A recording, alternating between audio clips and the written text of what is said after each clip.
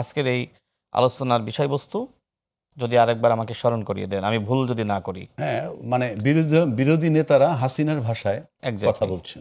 তো আমি এটি মনে ছিল, তারপরে আমি শিওর হলাম। দেখেন, শেখ হাসিনা যে ভাষায় কথা বলতো, তাই না? এদেশের যারা অপোজিশনে ছিল বা যারা মজলুম ছিল তাদেরকে তিনি একদমই গুরুত্ব দিতেন না। ঠিক এই মুহূর্তে জামাত ইসলাম তারা ইতিহাসের সবথেকে বেশি তারা আসন পেয়েছে। এই বিরোধী দল হওয়ার পরেই তারা সরকারি দলের সাথে জুলুম শুরু করেছে এবং রাষ্ট্র পুনর্গঠনের পথে অন্যতম বাধা হয়ে দাঁড়িয়েছে। তারা তুচ্ছ তাচ্ছিল্য করা, নানানভাবে হুমকি দেওয়া, এমনকি সর্বশেষ তারা নিজেদেরকে জুলাই গণঅভ্যুত্থানের মাস্টার মাইন্ড হিসেবে দাবি করছে। নিশ্চয়ই আপনি শুনেছেন যে সর্বশেষ তারা যে প্রোগ্রাম করলো সেখানে জামাতের একজন এমপি শফিকুল ইসলাম মাসুদ সাহেব তিনি বলেছেন যে জামাত এবং শিবির জুলাই গণঅভ্যুত্থানের মাস্টার মাইন্ড। আমি জানি না আমাদের এনসিপির যারা নেতৃবৃন্দ আছে তারা এই বক্তব্য শুনেছে কিনা। অবশ্যই শোনার কথা, কিন্তু তাদের মুখ থেকে কোনো প্রতিবাদ আমরা শুনি নাই। দেখেন, ডক্টর মোহাম্মদ ইউনূস নিজে যে সময় মাহফুজ আলমকে দেশের বাইরে নিয়ে গিয়ে মাস্টার মাইন্ড হিসেবে তার পরিচয় করিয়ে দিয়েছিলেন, সেই সময় সর্বপ্রথম সবার আগে প্রতিবাদ জানিয়েছিল জামাতের আমির। তিনি বলেছিলেন যে কোনো ব্যক্তিকে মাস্টার মাইন্ড হিসেবে পরিচয় করিয়ে দেওয়া মানে অন্যদের অবদানকে খাটো করা। সেই জামাত আজকে ডক্টর মোহাম্মদ ইউনূসের পথেই তো হাঁটছে। তারা প্রতিবাদ জানাইলো, আবার তারা এখন নিজেদেরকে মাস্টার মাইন্ড হিসেবে দাবি করছে। তাদের যে ছাত্র নেতৃবৃন্দ সাদিক কেমরা, তারা বলছে যে আমরা পলিসি মেকিং করেছিলাম। এমন একটা অবস্থা সৃষ্টি করেছে যে নাহিদ ইসলামরা মনে হয় জামাত শিবিরের দ্বারা ওই সময় পরিচালিত এই হয়েছে। কথাটা থেকে আমি আপনার কাছে আবার ফিরবো, তার আগে আমি এই বিষয়টা ধরে আমি একটু মোস্তাফিজ এর কাছে যেতে চাই। আমার বক্তব্য শেষ হয়নি, আমি 1 মিনিটে শেষ করি। আচ্ছা, ঠিক আছে, কর। তো যেহেতু জামাতের যে আচরণ, হুমকি, গালিগালাজ এবং গালিগালাজকে এক ধরনের প্যাট্রোনাইজ করা, যেমন এর আগে জামাতের আমির নিজেই কিন্তু মাননীয় প্রধানমন্ত্রীকে নিয়ে নাসিরউদ্দিন পাটোয়ারি যে ভাষায় কথা বলেছিল তার সহধর্মিণী এবং কন্যাকে নিয়ে, এরপরে তিনি নাসিরউদ্দিন পাটোয়ারিকে ইঙ্গিত করে জাতীয় সংসদে দাঁড়িয়ে তিনি প্রতিবাদ জানিয়েছিলেন এবং তিনি বলেছিলেন যে এই ধরনের ঘৃণ্য বক্তব্য যারা মাননীয় প্রধানমন্ত্রী এবং তার পরিবারকে নিয়ে দিবে তাদের বিরুদ্ধে আইনানুগ ব্যবস্থা নেওয়ার দাবি তিনি জানিয়েছিলেন।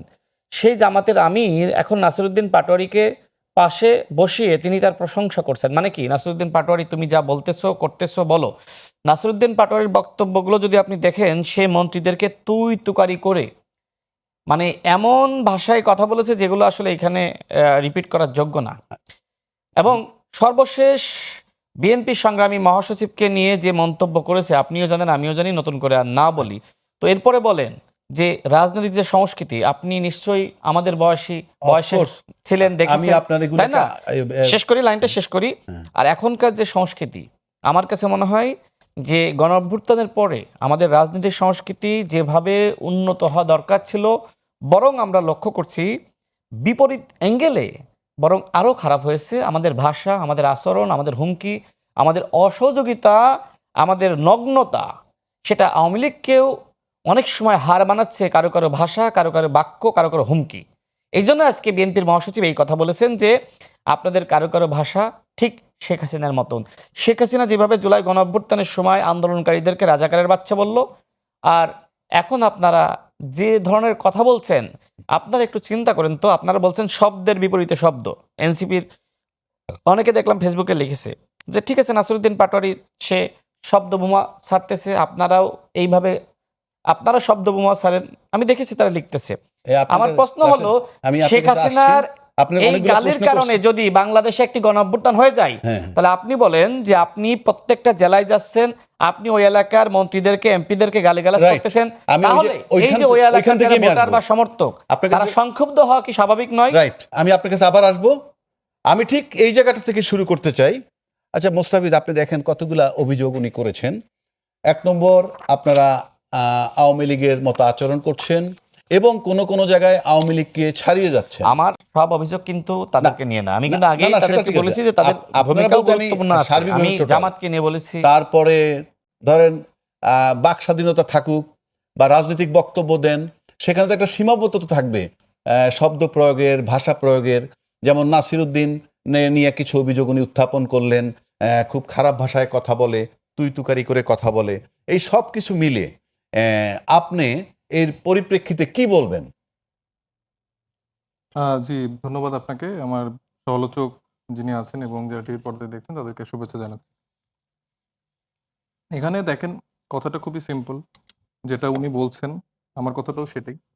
যে ভাষাগত জায়গায় আ আমার সমালোচক রাশেদ নতুন একটা দায়িত্বশীল পদে দায়িত্ব পেয়েছেন। সেজন্য তাকে আমি শুভেচ্ছা জানাচ্ছি। কিন্তু জুলাইয়ের সময় বা তার আগে তিনি একটা রাজনৈতিক দলের গুরুত্বপূর্ণ পদে ছিলেন।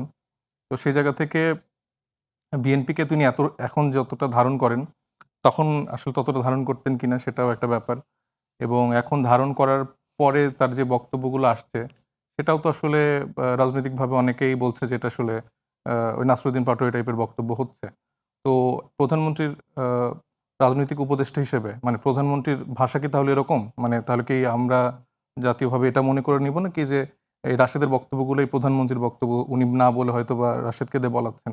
প্রত্যেকের রাজনৈতিক জায়গা থেকে কিছু, কিছু আইডিওলজি থাকে, বক্তব্যের প্যাটার্ন থাকে এবং আ উনি যে আমি যেটা বললাম, মানে কেন বললাম যে উনি এখন অনেক বিএনপি হয়ে গেছেন। তো উনি যখন বিএনপিতে ছিলেন না, যে ১৭ বছরের কথা আমি বলছি, সেই ১৭ বছরে বিএনপিকে এমন কোনো আজে-বাজে কথা নাই বলা হইতো না। অসাব্র ভাষায় গালি দেয়া হতো, সংসদে আজে-বাজে কথা বলা হতো। তারেক রহমানকে এই যে চুপ্পুকে তারা বসিয়ে রেখেছেন আ এখনো সযত্নে লালন-পালন করছেন। সেই চুপ্পু নিজে হচ্ছে যে প্রধানমন্ত্রী জনাব তারেক রহমানকে খাম্বা তারেক বলতেন। তারপরে প্রেসিডেন্ট জিয়াউর রহমান সাহেবকে বলতেন যে পাকিস্তানের চর। বেগম খালেদা জিয়াকে নিয়ে যেসব কথা বলতেন সেগুলো আমি অন লাইভ বলতেও পারছি না। এবং আওয়ামী লীগের যেসব নেতাকর্মীরা ছিল, ওই যে টাকলা মুরাদ একটা এমপি ছিলেন না? আ তথ্য প্রতিমন্ত্রী সম্ভবত। তো এরা এত আজে-বাজে কথাবার্তা বলতেন, তখন আমার এই যে সমালোচক রাশেদদের মনের যে আগুন, মনের যে রাগ বা ছাত্রদলের ভাইদের যে এখন যে শরীরের ভেতরকার আগুন, সেটা তখন কই ছিল? মানে এখন যে তাদের এত রাগ, মানে একদম মেরে ফেলবে, কেটে ফেলবে, কাউকে একদম মানে ঘোষণা দিয়ে দিচ্ছে যে তোমাদেরকে নাসিরকে ছাড়া আসো, দেখি আমি তোমাদের প্রোটেকশন দেখব বা হামলা করা যায়, এগুলো একজনের চোখ তুলে ফেললো। মানে আলিফ নামের যে ছেলেটা, তাকে চোখটা অন্ধ করে ফেললো। তাদের যুক্তি একটাই, যে এই যে এরকম রাজনৈতিক বক্তব্য এরকম কথাই বলছে, আমার মাননীয় প্রধানমন্ত্রী তারেক রহমানকে নিয়ে এরকম কথা বলছে, আমি তো সহ্য করতে পারছি না। আমি এখন আপনাদের চোখ অন্ধ করে দিতে হবে। আপনারা হয় থামেন, নাইলে চোখ অন্ধ হবেন, আপনারা মরবেন। এর বেশি তো আসলে সুযোগ নাই। তো আমার কথা ১৭ বছর ধরে তাহলে আপনাদের এই ক্ষমতাটা কই ছিল? আপনাদের ওয়ার্ডে, ওয়ার্ডে এত নেতাকর্মী, এই যে এখনকার এই যে এত রাশেদ, যারা নতুন করে বিএনপিতে একদম সক্রিয়, কঠোর, প্রভাবশালী নেতা হয়ে উঠছেন, আপনাদের এই আগুনগুলা কই ছিল ১৭ বছরে? ১৭ বছরে আমরা দেখি নাই যে একটা আওয়ামী লীগের কোনো নেতাকে ফুলের টক আপনারা দিতে পারছেন। পলায়, পলায় থাকতেন। আপনারা এই বিভিন্ন চরে, বিভিন্ন বনে বাজারে পলায়, পলায় থাকতেন। মানবেতর জীবনযাপন করতেন যারা তৃণমূলের। আর যারা হনু টাইপের নেতা, তারা তো বিদেশ, কেউ লন্ডন, কেউ শিলং, কেউ অমুক-তমুক দেশে তো নিজেদের সেফটি সিকিউরিটি এনশিওর করে ছেলে-মেয়েকে আ পড়াশোনা করার ব্যবস্থা করে দিয়ে সেটা তারা মেইনটেইন করত। কিন্তু এই যে তাদের এই যে এখন নতুন করে গজায় ওঠা যেসব নেতারা হইছে এবং তারা যে বারবার রাজনৈতিক শিষ্টাচার শিখাচ্ছে, তাদের সেই সময়কার ওই জায়গাটা কই ছিল? এখন নতুন, নতুন ক্ষমতা এসে খুব মানে ক্ষমতার এখন গরম হয়ে গেছে। ৬ মাসের মধ্যে এখন সব খুব মানে গরম দেখাচ্ছে। এই গরমের রাজনীতি যদি করতে চায়, মানে আমার সমস্যাটা কোথায় দেখেন? আমি বলছি যে এই যে সারা দেশে ভুতুড়ে বিদ্যুৎ বিল আসছে। আজকে একটু আগে আমি দেখলাম যে সেই মন্ত্রণালয় থেকে, সেই দপ্তর থেকে একটা বিজ্ঞপ্তিও দিছে যে রাজনৈতিক নেতারা এইসব ভুল মিথ্যা দিচ্ছে।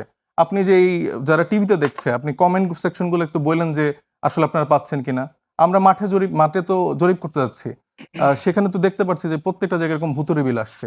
গ্যাস নাই, গ্যাসের তীব্র সংকট, বাসাবাড়িতে রান্না-বান্না হচ্ছে না। এগুলো তো বাংলাদেশের মানুষ ফেস করতেছে। মানে গ্যাসের যারা সিলিন্ডার গ্যাসের গাড়িতে চলাচল করছে, তারা গাড়ি মানে গ্যাস ভরতে পারছে না। তেলের দাম বেড়ে গেছে। তারপরে আপনার এখন নতুন করে যে এই সংকটটা তৈরি করা হচ্ছে, এটা নিয়ে একটা সিন্ডিকেট করে দেখা যাবে যে গ্যাসের দাম বাড়ায় ফেলতেছে। তো এই সমস্যাগুলো যখন আমরা সম্মুখীন হই, এটা যখন আমার যেকোনো ধরেন যশোরে গেলাম বা আমি সিরাজগঞ্জে গেলাম, সেখানকার এলাকার স্থানীয় নেতারা এই জাতীয় সমস্যাগুলোর সাথে যখন তাদের সমস্যাগুলো আমাদেরকে বলতে বলছে, তো সেটাকে আমরা অ্যাড্রেস করব না? আমি হয়তো সুন্দর করে সাবলীল ভদ্র ভাষায় কথা বলছি। আরেকটা নেতা তো ধরেন তার মতো করে বলবে।